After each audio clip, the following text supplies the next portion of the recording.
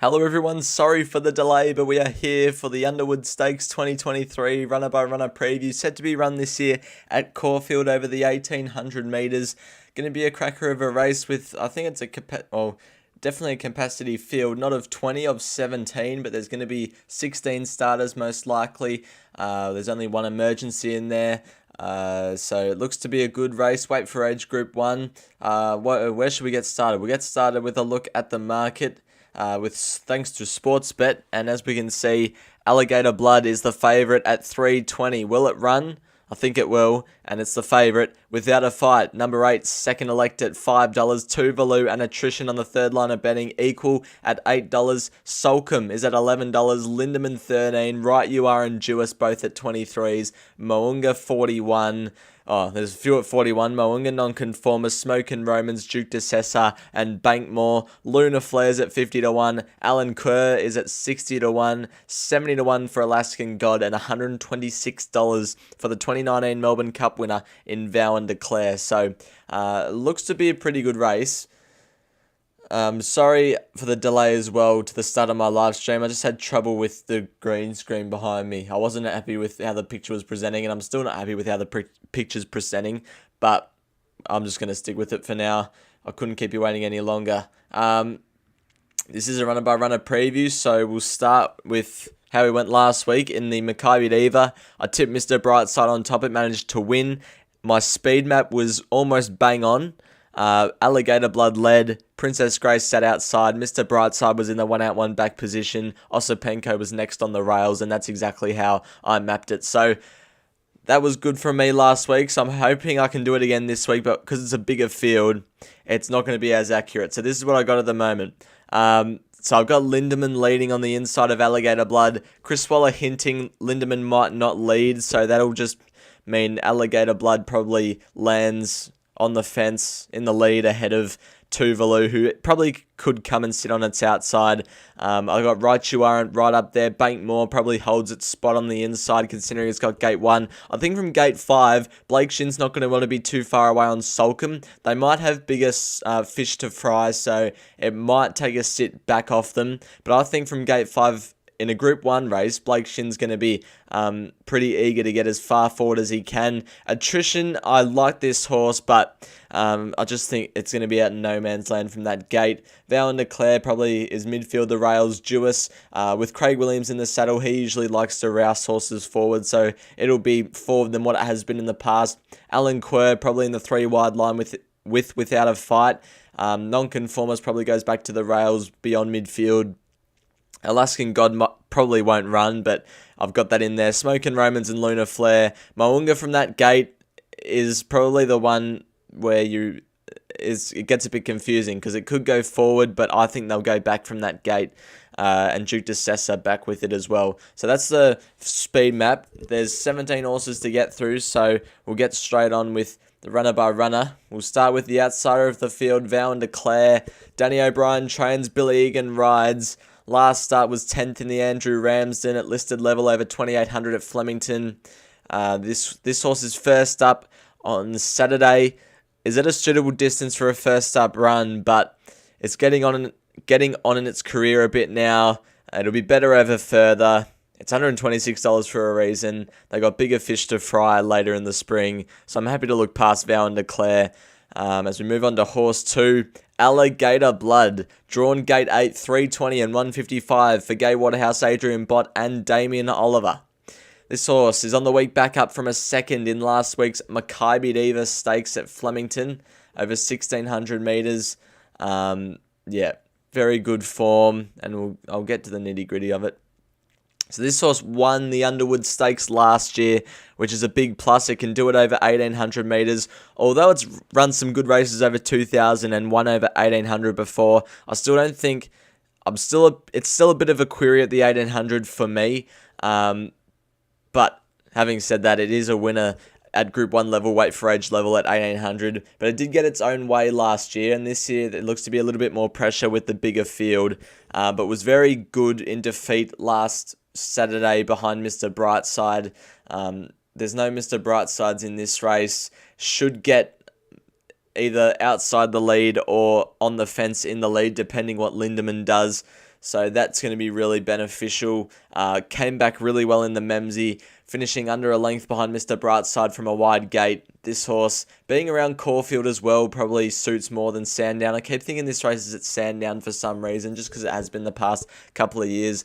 But being at Caulfield will suit this horse because it's a tighter turning track and a shorter straight for it to hold on. So I think Mr. Brightside, Alligator Blood's a very good chance. We'll move on to horse 3, Moonga. 40-1 at the moment. This horse has drawn the car park in gate 17. Last start finished 10th in the Chelmsford. Jamie Mott in the saddle for this horse. It was a last in the Wink Stakes, and Chelmsford, it didn't do much better. But it had a good SP on that day, so you can't knock it for that, but we'll need a lot of luck from that gate. Even if they roll forward, it probably gets trapped wide without cover. And if they go back, they probably get too far back. So happy to look past Moonga. As we move to number 4, Nonconformist. Graham Begg trains, Harry Coffey rides. This horse finished 11th, first up, last start in the Memsey. I was actually kicking up for this horse. I thought it was a good chance in the Memsey, considering it had that residual fitness racing in the winter campaign of Queensland. But it just got too far back and was good through the line. So the step up to 1,800 metres looks to suit. I don't think it has the class to win this race with Alligator Blood without a fight in it. I just think it needs a little bit easier. It won the Blamey very well last campaign, but this race looks a bit of a step up. I've got it mapped on the fence, worse than midfield, and if it gets to there, it's not going to be much of a hope at all. We'll need a little bit of luck and a little bit more class, but it's a consistent, good horse, and up to 1,800 suits. It's probably a better 40-1 chance than what Moonga is. Horse 5, Tuvalu, drawn close to the car park. Lindsay Smith trains Jamie Carr to ride. This horse was third last start in the Fian. I was really keen on this horse in the Fian up until it drew gate 12 of 13. Once it did that, I was straight off it, but Blake Shin managed to get it into probably the best run of the race, and it was swamped late by Pinstriped and Attrition. This horse for me is a query at 1,800 metres. It's won over this distance before, but that was in a 3-horse race at Sandown where they dawdled along and it was a sprint home. Now it's in a high-pressure Group 1 weight for age race. I'm a bit suspect of it at 1,800. Despite it being second up, it was stopping on the line over 1,600, so Jamie Carr needs to give this horse every chance, otherwise it won't be winning if it has a tougher run than some others. Drawn gate 13, so she might test Alligator Blood for the lead if Jamie Carr really wants to, but Tuvalu being suspect at 1,800 probably won't do that. They might try and go for a sit like they did in the Fian. Was pretty good from the back in the Lawrence Stakes with Blake Shin, but now gets Jamie Carr. Not in my top 4. I shouldn't give away my top 4 selections, but no, not for me, Tuvalu. Number 6 is Smoke and Romans. Kieran Maher and David Eustace. John Allen takes the ride. This horse, first up, finished 6th behind Jimmy the Bear and Right You Are in a benchmark 100 at Caulfield on Lawrence Stakes Day. This horse, first up, went outside the leader and didn't disgrace itself, only finished 1.9 lengths behind Jimmy the Bear and Right You Are. From gate 14, I don't think they're going to push the buttons second up. They got bigger fish to fry later in the spring, so I reckon they take their medicine, go back, just hit the line and look for a suitable race third up next time in. So I don't think Smoke and Romans is a considerable winning chance, but it's a pretty good horse. It is a Turnbull winner. As we move on to number 7, Alanquer, Mike Moroney, Declan Bates first up. This horse has blinkers first time and gelded. So that is probably the 2 most high percentage play gear changes there is. So if you want to have exotics, maybe throw this horse in. Was a fair way off in both the All-Star Mile and Queen Elizabeth last preparation, but it started like 30-1 in the All-Star Mile. That's not really good, but it's not like it's a complete outsider. It surely had shown some potential before this. Was 5 from 10 earlier in its career. It's 5 from 15 now, and we can see it hasn't won its past 5. Hasn't got within 5 lengths of its past 5 either, 4.5. So Look, Alanquer not for me, but it's got the high percentage play, gear changes, and can run well. Now, the next horse is very, very interesting. Without a Fight, Gate 11, $5 starting price. Anthony and Sam Friedman, Mark Zara to ride, 59 kilos, comes off the Queensland campaign where it won the Q22 by about 2 lengths, beating Nonconformist and Jewess. Before this was a good winner of the Lord Mayor's Cup. This horse has finally hit some form. I shouldn't say finally. It didn't run too bad in the Melbourne Cup, finishing 13th of 22, but still, considering its starting price, probably expected it to run a bit better in the Cup last year. This horse, first up, gets back, is better over further. The main reasons why I'm against Without a Fight on Saturday. This race, the Underwood Stakes, probably hasn't seen too many imports that are first up into the Underwood Stakes, but this bloke is, and he could just blow them away. But around Caulfield, if it's at Sandown, you probably make a bit more of a case for him, but because it's at Caulfield, he's going to get back from that gate, and he's better over further, and he's first up, so he might need a run. He's only 1 from 6 first up. So that's why I'm against Without a Fight. But if you like him, then go for it. But I'm not going to be on him. Number 9 is Right You Are. Jumps from the economical barrier of Gate 2. $21. Kieran Maher and David Eustace. Benny Allen, the notorious young calf in the saddle. Now this horse was a good placing behind Jimmy the Bear first up over 1600, considering it's better over further. Draws Gate 2. Will get a nice run on speed. Is proven at the distance. Has won 2 from 3 at 1800. My main query is Group 1 Wait for Age and Right You Are. This horse has won 10 from 23, but it went on its winning run last campaign in, Australian Cup Preludes and Mornington Cups. Like, they're not Wait for Age Group 1 races, so that's my main query. I think that Jimmy the Bear form line's inferior to some of the others anyway, so I'm looking past Right You Are. I actually think it's a little bit short at 21. Salcombe, number 10. Salcombe, Gate 5. Chris Waller, Blake Shin. First up was a dominant, terrific winner in the Heatherly Handicap, beating Flash Flood and Jimmy the Bear. Not the best horses when lining up a Group 1 Wait for Age field, but to do what it did first up, and looking back at last preparation, it's got a lot of ability. This horse, as I stated earlier when I talked through the speed map, has drawn Gate 5, so I think can be really positive, Blake Shin. And as I said as well, they might want to save it for longer races in the spring, but they got a chance with Gate 5 to really be up close and be a really good winning chance, be within reaching distance of Alligator Blood when the whips are cracking. I think Chris Waller holds the key to this race because he's got Lindemann in, which we'll get to a bit later. Lindemann's a leader.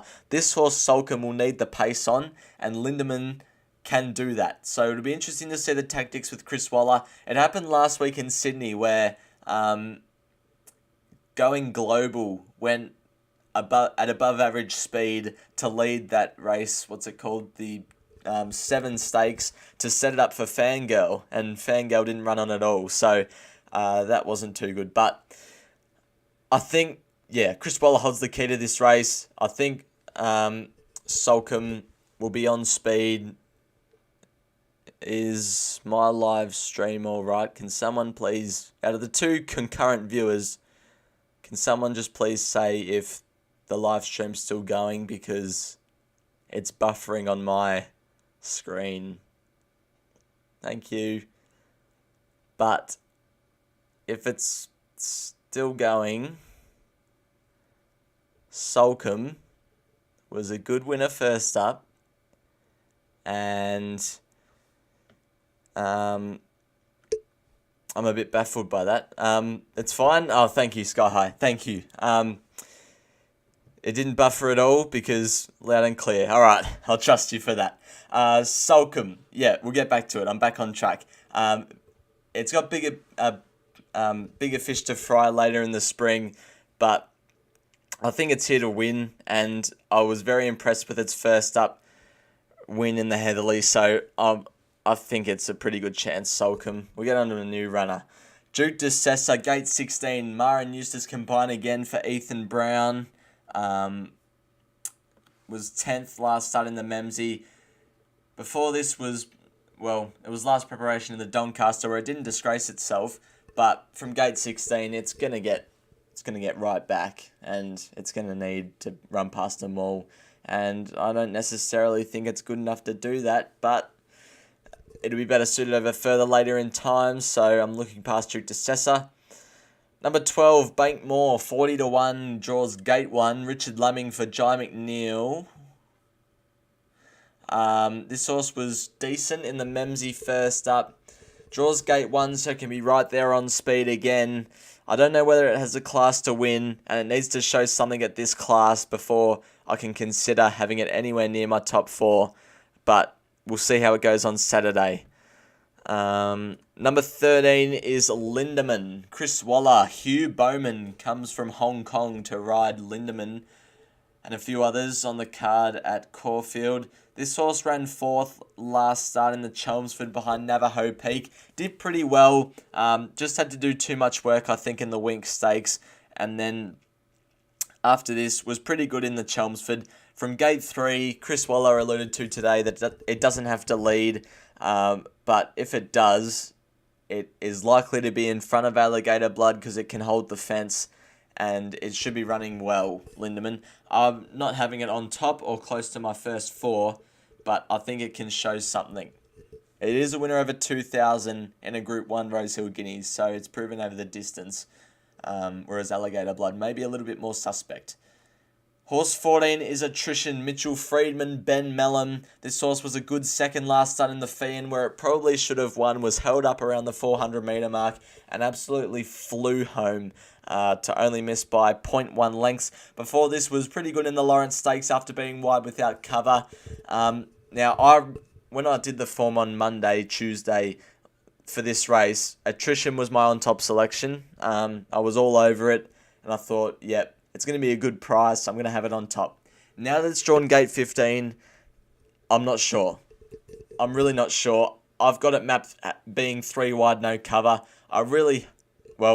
Because I'm not with it now, I hope it happens. But, geez, I would have loved to see it draw a gate because it could have been right there on speed, up to the 1800 third up, just stalking the speed, and it'd have last crack. But because it's drawn gate 15, it's put me off completely. And you know what? Now that I've said all this, the field will probably string out and it'll probably get in an economical run and win, won't it? But if what's likely to happen happens, and that is it settles wide without cover, then it's going to hurt. And I'm not too sure about that. So, Attrition, I love its form, and it could just win if it gets cover. But I'm not having it from that gate. But I love the horse. And I think it's a really good winning chance. Just the gates put me off completely.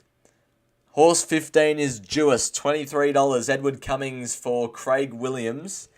This horse hasn't won for a fair while, but was decent from the back last start in the Chelmsford and decent from the back last start in the Wink Stakes. This horse I think will be better suited over further. But it has won it's won a couple of Group 1s in its career. It'd be better suited over further, but from gate 7 and Craig Williams on, that's a really good booking. He can put it a little bit closer than what it has been in the Wink Stakes and Chelmsford, and if it can be close enough, who knows? I'm not sure about Caulfield for it. It's probably better suited at Flemington, but I don't mind this horse at a price. Horse 16 is Luna Flair, 50-1, Graham Begg, Mickey D, draws gate 12. Last start was good first up in the Fian, finishing 5 lengths behind Pinstriped and Attrition. This horse is drawn gate 12. It'll be better suited over further. It'll get back and run on nicely. Looking for a bigger distance next start, but probably not a winning chance. Alaskan God is the first emergency, unlikely to gain a start. It hasn't got a jockey at the moment, but this horse was really good from the back last start in the Fian, got it into an impossible position to win. D. Oliver, gate 6, settled out the back, flew home. did much better than what Luna Flair did. This horse is 80 to 1, Luna Flair's 50 to 1. I think Alaskan God's over the odds, but it's most likely going to go to the Naturalism, I'm pretty sure, which is the race prior. There it is there, with Jamie Carr in the saddle and gate 3 with 54. It'll go there. But if it gets a run, it'll be a really good chance. Now the moment you've all been waiting for, the top 4, Seminator's top 4, and it looks something like this. I've got Alligator Blood on top. I know it's the favourite, but it won this race last year. It's drawn gate 8. It's on the week back up, which I think is a help more than a hindrance. And I think it looks extremely hard to beat. Jewess in for second, I reckon is the best value play in the race. Can settle closer from what it has been in the past couple of races. Looks like it's come back pretty well this campaign, running some very good races in the Wink Stakes and Chelmsford Stakes. Up in distance, can settle closer with Willow in the saddle. I reckon that looks a recipe for success. Attrition was all over this horse throughout the week, but unfortunately the gates throw me right off. I'm not too sure about its winning chances now, but if it gets in with cover, it would have been my on-top selection if I knew it had got in for cover, but because it won't, or might not, I'm not too sure. And Salcombe, maybe I'm overplaying Attrition a bit too much. Salcombe, really good first up winner. Should be settling in a midfield to on-speed position for Blake Shin, and I think this is a pretty good horse, which is why I've put it in my top 4. Looking back at the key chances, Without a Fight not in my top 4. If you weren't watching earlier, I just said it's first up, it's better suited over further, and it's drawn to get back. I reckon he'll hit the line looking for a better distance next start. Tuvalu, I'm not sure about it at 1800. Lindemann, probably needs to show something at Group 1 weight for age level before I can get entertained about it. And then Right You Are at 20 to 1. Probably needs to find something at Group 1 weight for age as well. I reckon that's going to do it for the runner by runner preview for the Underwood Stakes at Caulfield on Saturday. Can't wait for the race. Going to be a cracker. Let's hope Alligator Blood first of all runs, because it's on the week back up. And let's hope Jewess can storm home into a placing or even get the chocolates at each way value. But that's going to do it for this runner by runner preview. I'll see you next week for... What's the feature race next week? It's not the Turnbull. It's grand final day. There won't be a runner by runner preview next week because it's grand final day and there's only Group 2 to Group 3 racing at Sandown on the Sunday. So I'll see you in 2 weeks' time for a runner by runner preview of the Turnbull Stakes at Flemington. Bye for now.